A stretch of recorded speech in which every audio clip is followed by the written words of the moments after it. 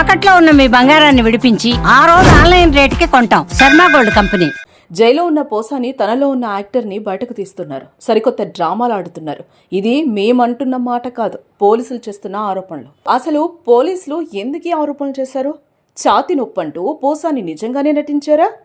Jail to Kadapa RIMS ఏం జరిగింది?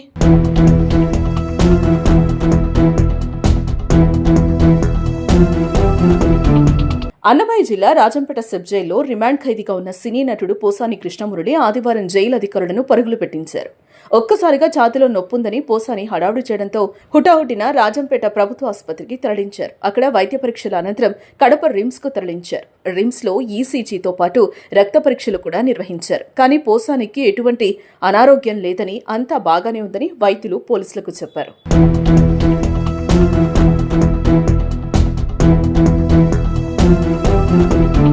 దీంతో పోసానిపై పోలీసులు సంచలన ఆరోపణలు చేశారు. పోసాని డ్రామాలు ఆడుతున్నారని తెలిపారు. ఆయనకు ఎటువంటి ఆరోగ్య సమస్యలు లేవని, కావాలని ఇలా చేస్తున్నారంటూ సిఐ తెలిపారు.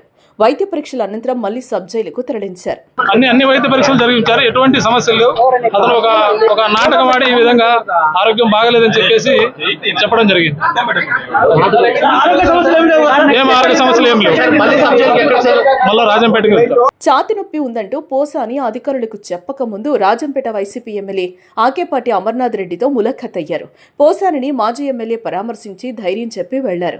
ఈ ములాఖత్ జరిగిన కాసేపటికే ఛాతి నొప్పి అంటూ హడావుడి చేయడంపై అధికారుల్లో అనుమానం వ్యక్తమవుతోంది. ఆకేపాటి డైరెక్షన్లో భాగంగానే పోసాని డ్రామాకు తెరలేపారా అనే అభిప్రాయం కూడా వ్యక్తమవుతోంది. కావాలనే పోసాని డ్రామాలు ఆడుతున్నారని పోలీసులు చెప్పడం ఇప్పుడు చర్చనీయాంశం అవుతోంది.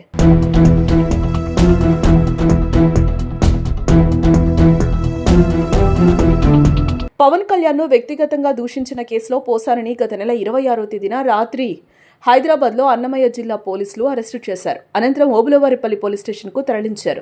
అనంతరం రైల్వే కోడూరు కోర్టులో హాజరుపరచగా పోసానికి 14 రోజులు న్యాయస్థానం రిమాండ్ విధించింది.